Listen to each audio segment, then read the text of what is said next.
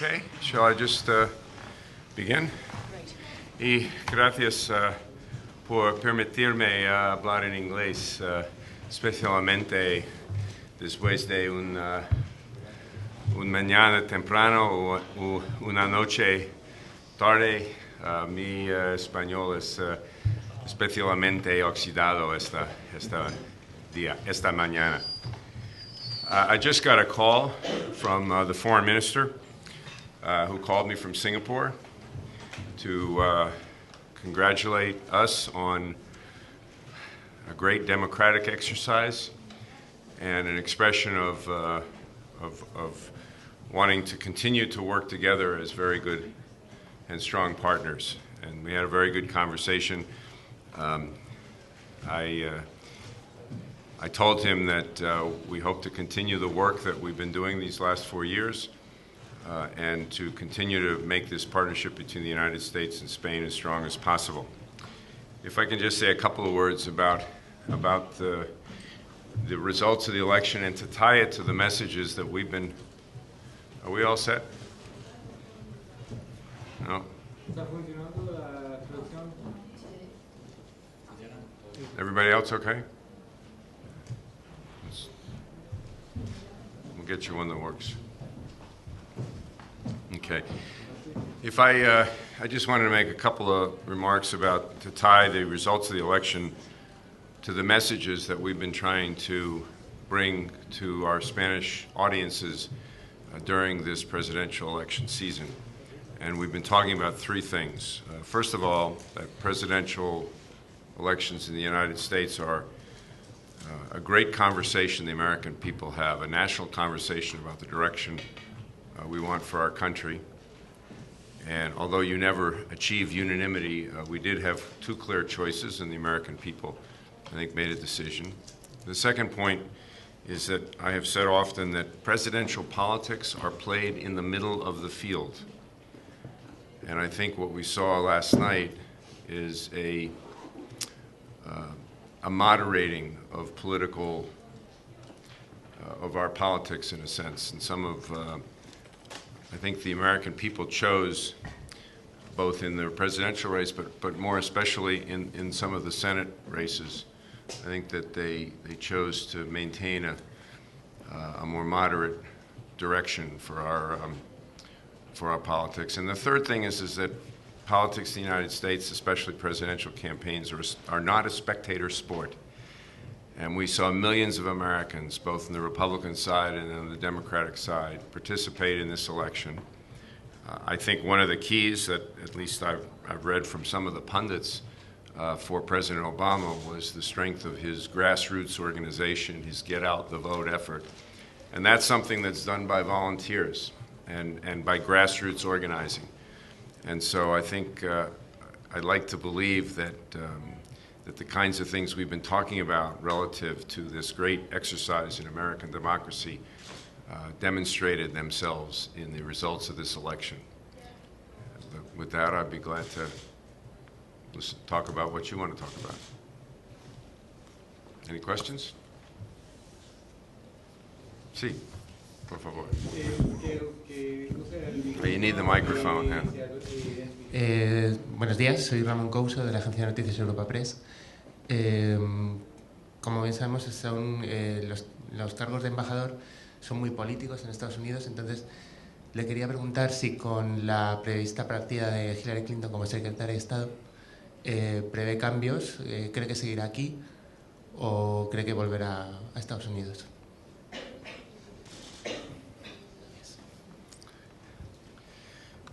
Well, I hope we can focus our conversation less on me, and my wife always tries to steer the conversation away from that. First of all, just for the record, Secretary of State Clinton did announce that she would step down from her position after the election, or I think probably sometime in 2013. She has been a marvelous Secretary of State, and I think let's not forget. One of the things that we're also very proud of is the ability in American politics of former political adversaries to come together and work together. President Obama and Secretary of State Clinton, when they were candidates, waged a spirited campaign against one another.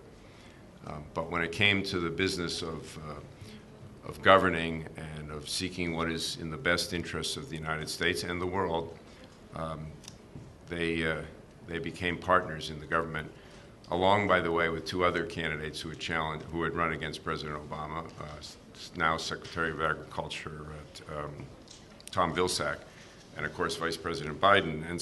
And by the way, in the Obama cabinet have been at least two Republicans, former Secretary of Defense Bill Gates, and who has stepped down or who is retired, but also Secretary of Transportation Ray LaHood. And I think what all Americans are hoping for is that the two parties now will find a way to come together and work together because we have serious challenges that we face in the United States and around the world, and those challenges are only going to be met by our democratic leaders working together. Yes. Buenos días, soy Luis Ayllón del diario ABC. Es en relación, con respecto a las relaciones España y Estados Unidos, ¿dónde cree usted que puede haber un cambio en nuestro nuevo periodo de gobierno? Y en concreto, si en la visita del presidente Rajoy a la Casa Blanca puede ser una de las primeras después de que tome posesión el presidente Obama. You know, we have an expression, I'm sure you all know, if it ain't broke, don't fix it. And I would say that one of my good fortunes is to represent my country here at a time when I think the relationship between the United States and Spain is especially strong. On all of the important issues that our country faces and that your country faces, our interests are aligned and we share a common set of values. And that will certainly continue, but as I said to the foreign minister, we've had a strong partnership to this date, but we can always make the partnership stronger. And so we will continue to work at that. So I don't think that the outcome of this election changes anything in terms of direction of our foreign policy. And frankly, as I said last night to several thousand Madrileños and citizens of Barcelona who gathered to celebrate our election night with us, I don't think that the relationship between the United States and Spain would have changed regardless of the outcome of this election. Spain and Europe are too important to the United States as partners to be affected by which way the political winds blow in our country. I didn't really answer this gentleman's question. I did want to say about the future of the U.S. ambassador here. I serve at the pleasure of the president. I was sent here 3 years ago to represent Barack Obama and the government of the United States and the people of the United States. And we have a very full agenda here.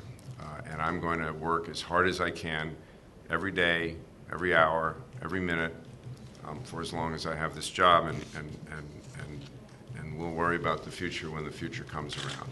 But we have lots of work to do on this partnership, and that's what my focus is, and that's what the focus is of my colleagues at the embassy. See? About the meeting. Oh,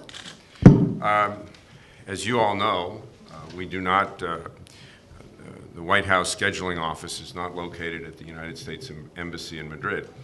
But certainly it is a priority for our government to receive President Rajoy at the White House. Whether that happens between now and the end of this year or at the beginning of next year, I can't really guarantee, but I'll be talking to Washington forthwith. And certainly I think that's something that President Obama wants to have happen, and it's something that President Rajoy wants to have happen, and it's certainly something we want to have happen.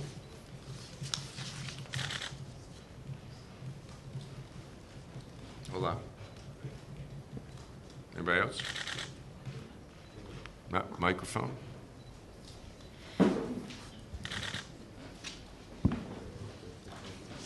Está funcionando. Mr. Ambassador Álvaro Zamarreño from Spanish radio cadena SER. It's true that the direct relationship between Spain and the States is quite good, but in which aspects do you think Obama can help the Spanish government on pushing a different economical agenda? I'm sorry. I didn't realize you were talking English. No, I was telling that the relationship between Spain and the States is very good, but what do you think can expect the Spanish government from Obama pushing a different economical agenda through Brussels and Berlin, which is something that probably is going to need in the future? Well, I don't know that we're pushing our agenda through Brussels or Berlin. I think that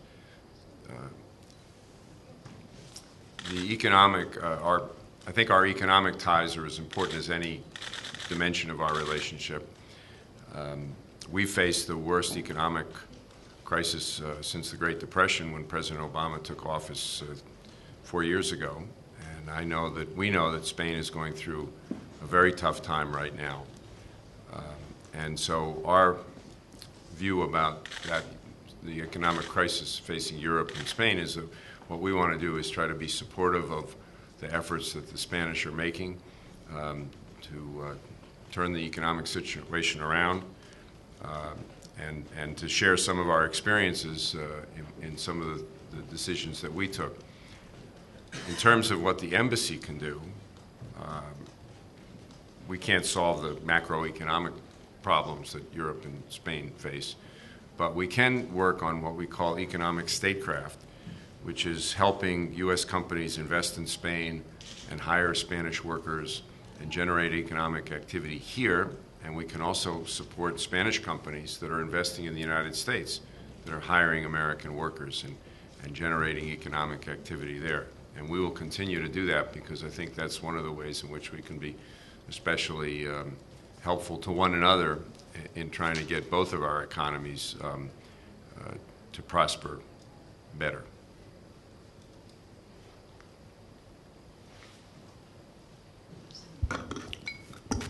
Hola, buenos días. Noelia López, Buenos días.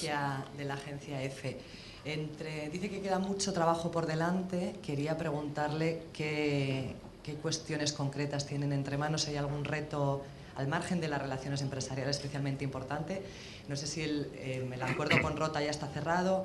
Estaba también la cuestión de la limpieza de las tierras de Palomares. No sé cómo anda esa cuestión. Si tiene algún reto concreto que a usted le gustaría solucionar antes en este nuevo mandato.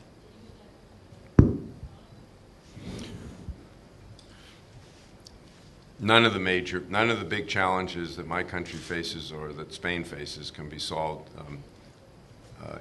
individually by our countries alone, and so on everything we work together. I would say that the big priorities that we're dealing with are winding down the military battle in Afghanistan, turning over responsibility for the security of Afghanistan to the Afghan National Security Forces, and working with Spain in that regard. We will continue to work to try to prevent and interrupt Iran's nuclear project, so long as we believe that it would be a disaster for Iran to have nuclear weapons, and that's something on which Spain and the United States agree. Spain took the very courageous position of supporting very tough sanctions sponsored by the European Union, and we applauded that. We are both concerned about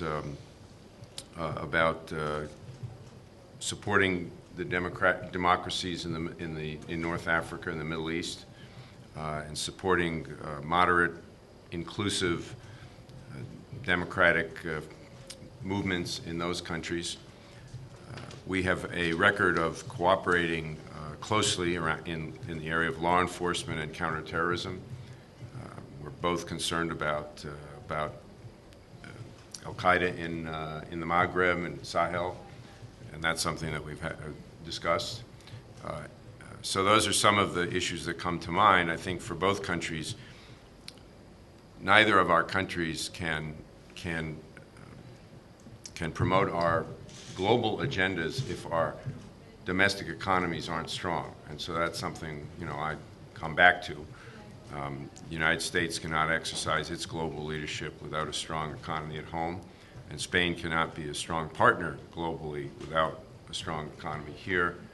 I think that's one of the reasons that the foreign minister is in Singapore today, and we will continue to find ways to work together, especially around economic issues as well as the others that I mentioned.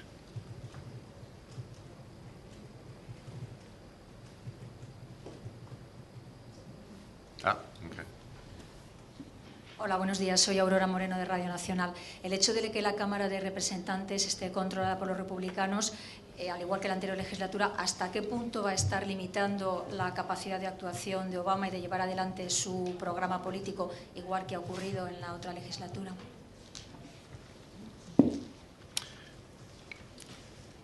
As I said, I'm hopeful that now that the election is behind us, that the deep partisan divisions, are also going to be moderated, and that the president, Governor Romney talked a lot about bipartisan cooperation and the importance of people in the House and the Senate and the White House reaching across the aisle and working together to solve America's problems in the great tradition of President Ronald Reagan and House Speaker Tip O'Neill. And so I'm sure that, I think that the President has always said it is a priority to try to get Washington to work differently. And now that he has a mandate for 4 more years, I have no doubt that he's going to focus a great deal of attention, and hopefully so will the leadership in both the House and the Senate.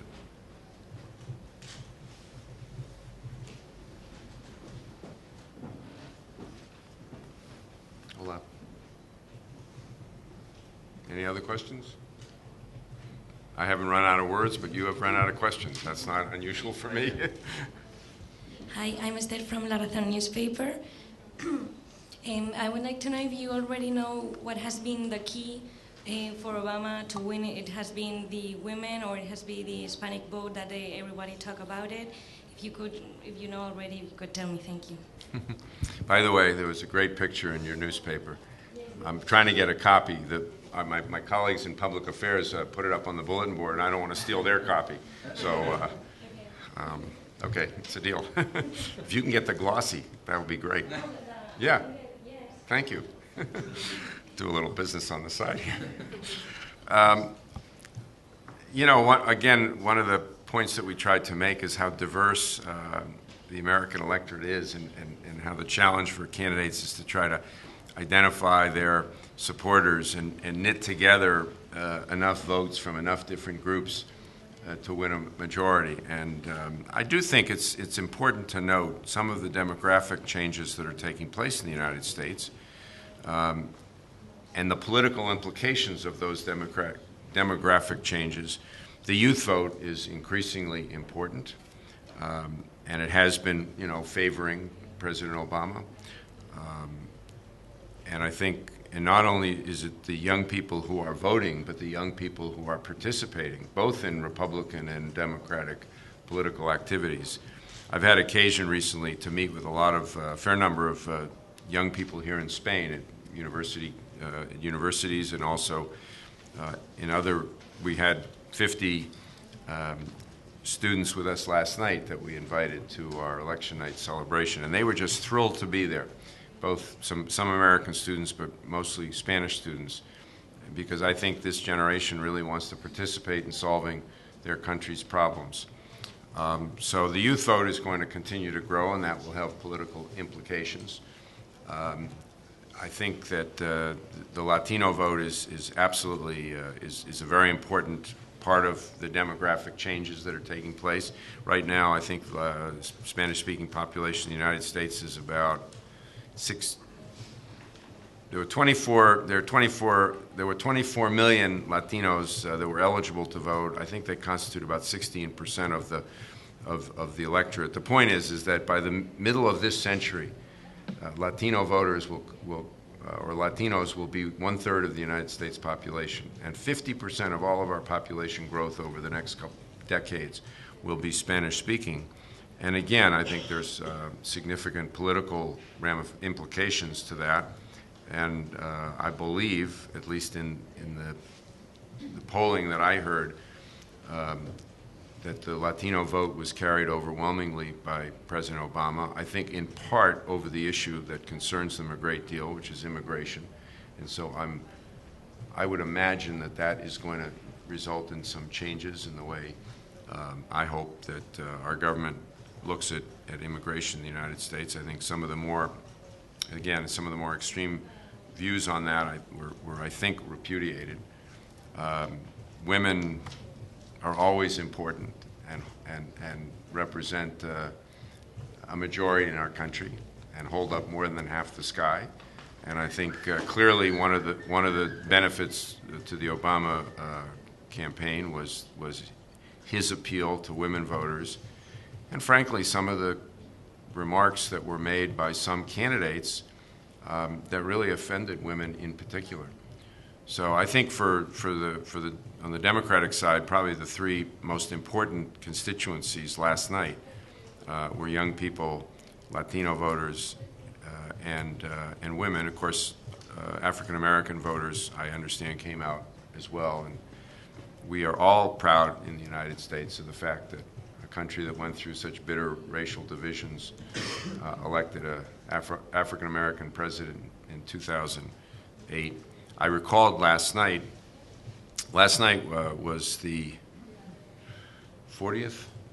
Well, the first celebration of a presidential election that took place in Madrid, sponsored by the United States Embassy, was in 1972. And if you think about it, if you think about the different place Spain was in at that time politically, what an amazing opportunity it was for our country to broadcast throughout this country information and a picture of American democracy. Of course, as a person from Massachusetts, the results were a little disappointing. The only state that voted for George McGovern was my own. But also we recalled last night that it was in 1972 that the very first African American woman or an African American person was nominated by a major party, had her name placed in nomination. That was Shirley Chisholm. And so look at how far we've come.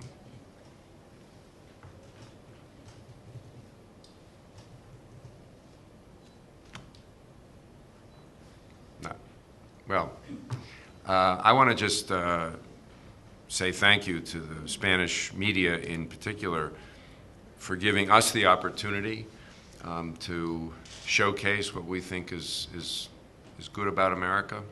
I think that democracies are works in progress.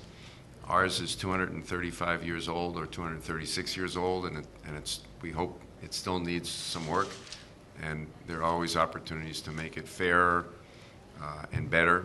Spain is a young democracy, and certainly I think that having this opportunity to hold some of our democratic practices, some of our good practices, and some of our bad practices up in the mirror to our friends here is something that we value. I'm going to answer one question you didn't ask me, which I've been asked in other fora, having to do with the Supreme Court decision on Citizens United and the amount of money that it goes into a presidential campaign, or for that matter, that goes into campaigns in the United States. One of the things that I think we saw is that these elections are not for sale, that ultimately it's the people's choice, not the money, that dictates the outcome, and it's the candidates and not the super PACs. And I think one of the things I feel somewhat gratified by is the fact that despite the money that was poured into certain races, that is not what drove the outcome of the elections. And so that's a healthy sign for American democracy. We choose to finance our campaigns privately, and there are some arguments for why that's a good thing. And I think the fact that there were 4 million citizens in the United States who contributed to the Obama campaign overwhelmingly in small amounts, and millions who contributed to the Romney campaign overwhelmingly in small amounts, gave those individual supporters a stake, some skin in the game. They made a small but important investment, and I think there's a lot that can be said for why that's a good thing. But certainly, having people write checks for millions of dollars on one side or the other is probably not such a good thing. And so I'm personally, speaking for myself, pleased with the results in that score.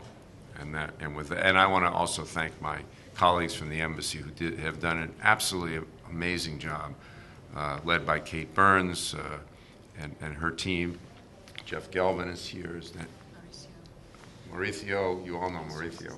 It's our secret weapon. Jesus, and I'm surrounded by a wonderful group of professionals, and if you look at the program that we've conducted over these last several months, and the numbers of people we've reached in universities, we had a film series through our social media. I hope you'll all follow us on YouTube and Twitter and Facebook. I give them my highest praise because they've really helped us do something I think that was important for the embassy to do. So thank you all for your attendance this morning. Oh, pardon me. And let me extend my gratitude to Casa de América, which is celebrating its 20th year this year. And Casa de América has really opened up their doors to us and given us and enabled us to do this. We had a wonderful film series here, which played to a packed house every single night. It was overflow crowds. We showed 7 films, a couple of documentaries, and 5 Hollywood films about American politics and about presidential politics in particular. And I really do thank Casa de América for being such a good partner to us and having so many good friends here. So thank you so much. Thank you. Thank you all.